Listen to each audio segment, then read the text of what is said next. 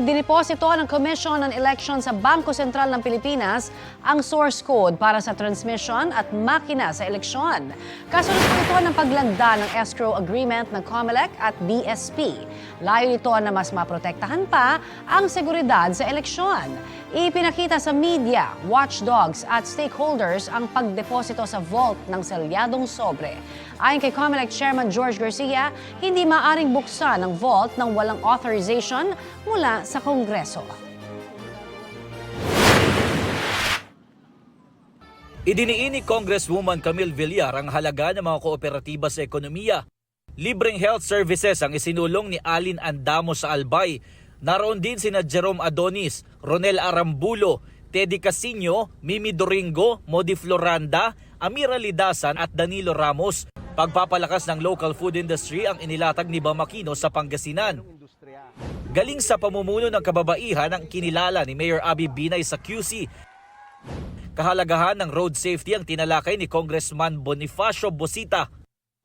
Pagprotekta sa women and children's right ang isinulong ni Congresswoman Arlene Brosas. Humarap sa mga taga San Jose del Monte, Bulacan si David De Angelo. Nag-ikot sa mga palengke sa Cagayan de Oro si Atty. Angelo de Alban. Sa Maynila, nakipagpulong sa mga barangay official si Leody de Guzman. Sa iba't ibang bayan sa Agusan del Sur, bumisita si Senador Bato de la Rosa. Kahalagahan ng pakikiisa ng mga kabataan ang idiniin ni Luke Espiritu. Pagsisigurong sapat ang supply ng bigas ang nais tutukan ni Atty. Raul Lambino. Nag-motorcade si Congressman Rodante Marcoleta sa Muntinlupa. Sa Bohol, hinikayat ni Manny Pacquiao na patuloy na mangarap ang mga atleta. Suporta sa mga magsasakang inihayag ni Kiko Pangilinan sa Parañaque. Nagpaalala si Ariel Querubin na iboto ang mga may tunay na pagmamahal sa bayan. Sa Pangasinan, nakipagpulong si Senator Francis Tolentino sa sektor ng kababaihan at agrikultura. Patuloy naming sinusundan ang kampanya ng mga tumatakbong senador sa eleksyon 2025. Jomer Apresto nagbabalita para sa GMA Integrated News. Ito ang GMA Regional TV News. Balita sa Visayas at Mindanao mula sa GMA Regional TV. Sugatan ng ilang menor de edad matapos masangkot sa batuhan ng mga bote at bato sa Iloilo City. Sara, Ana Rosa Ninanggulo. Rafi, sumbatan daw ng 2 menor de edad ang sanhi ng rambol doon.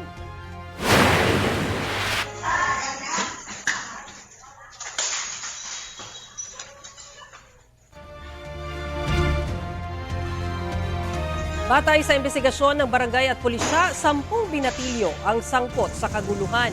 Lumaki ang away ng 2 menor de edad nang maksawsaw ang kasama nila sa magkabilang grupo. May nanutok pa raw ng pellet gun na kalaunay nasabat ng mga pulis. Sa ngayon, nagkaayos na ang 2 panig na parehong walang pahayag. Isinumite na ng Women and Children Protection Desk ang insidente sa Iloilo City Social Welfare and Development Office para sa nararapat na intervention. Patay ang isang motorcycle rider matapos madisgrasya sa Mandaue City.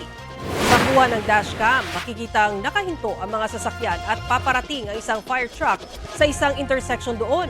Maya-maya, bigla na lang sumulpot ang isang motorsiklo at nagdire-diretso sa intersection.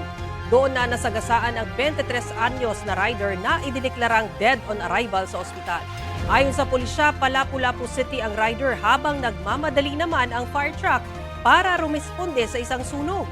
Nagpunta na sa tanggapan ng Mandaue City Traffic Enforcement Unit ang truck driver na hindi nagbigay ng pahayag.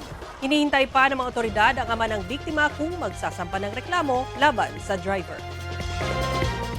Tila papunta na raw sa basurahan ng Pilipinas, ayon kay Vice President Sara Duterte.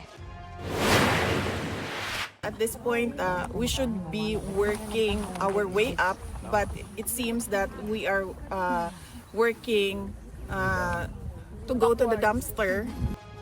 Yan ang sagot ng bise ng tanungin kaugnay sa nauna niyang pahayag na baka mawala na ang bansa pagdating ng 2028. Sinabi niya yon kasunod ng panawagan ng kanilang mga taga-suporta na tumakbo siya sa susunod na eleksyon. Dagdag ng bise, nawawalan na ng pag-asa ang mga tao dahil wala umano silang makita mula sa gobyerno. Sagot ng Malacanang, baka hindi lang nakikita ng bise ang mga proyekto ng pamahalaan. Walang nakikita siya na ginagawa ng administrasyon, malamang ay dahil nasa ibang bansa siya. Ang Pangulo po ay nasa bansa natin ngayon, sa Pilipinas, nagtatrabaho, samantalang ang Vice Presidente ay nawawala po at nasa ibang bansa. Samantala, nasa The Hague na raw sa Biyernes ang common law wife ni dating Pangulong Rodrigo Duterte na si Hanilet Abancenia at anak na si Veronica Duterte ayon sa bise. Sa March 28 o 29 din, darating ang kanyang ina na si Elizabeth Zimmerman. Ito na ang mabibilis na balita.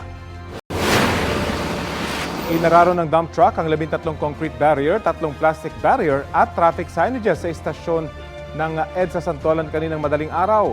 Ayon sa nakasaksing security guard sa istasyon, mabilis ang takbo ng truck. Aminado naman ng truck driver na nakatulog siya habang nagmamaneho.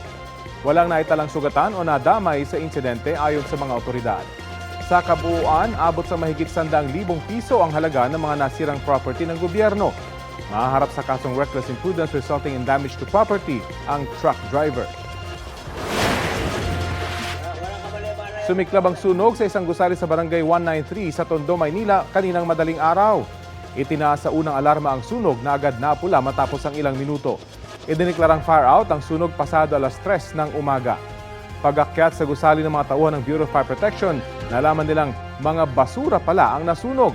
Ayon sa mga bumbero, posibleng napabaya ang upos ng sigarilyo ang pinagmulan ng apoy. Walang naiulat na sugatan o nadamay sa insidente. Mga kapuso, shortlisted po sa 5 kategorya ng 2025 New York Festivals TV and Film Awards ang 5 programa ng GMA Network. Para sa news program newscast category, shortlisted ang special coverage ng 24 oras sa epekto ng Superbagyong Karina at Habagat noong July 2024. Ang 2024 World Gold Medal winner na The Atom Aralio Specials shortlisted ulit para sa Pogoland sa kategoryang Documentary National Affairs. Para naman sa Documentary, Environment and Ecology category, shortlisted ang Kapuso Mo Jessica Soho episode na Minahan sa Homonhon Island. Ang kauna-unahang investigative documentary film ng GMA Public Affairs na Lost sa Bungeros, na shortlist naman sa Documentary Investigative Journalism category. At ang MMFF 2023 Best Picture na Firefly ng GMA Pictures at GMA Public Affairs, shortlisted din sa New York Festival's Feature Films category. Sa May 22, 2025 po, ia-anunsyo ang mga mananalo sa mga kategorya sa isang virtual event. Formal nang hiniling ng mga kongresistang impeachment prosecutor sa Senado na mag-issue ng writ of summons kay Vice President Sara Duterte kaugnay sa impeachment case laban sa kanya. May ulat on the spot si Tina Panganiban Perez. Tina?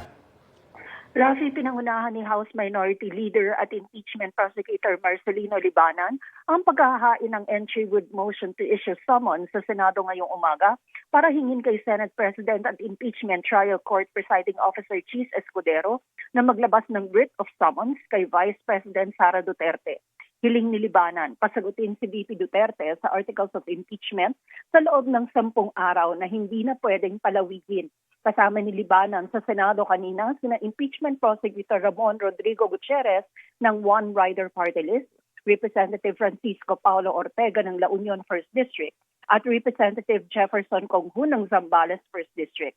Ayon kay Libanan, malinaw sa konstitusyon na ang impeachment trial ay kailangang mag-proceed forthwith o magsimula agad-agad at sa Rules of Procedure on Impeachment Trials na isang writ of summons ang dapat ipadala sa opisyal na in-impeach para masabihan nito kung kailan haharap sa impeachment court at maghahaan ng kanyang sagot sa loob ng non-extendable period na 10 araw.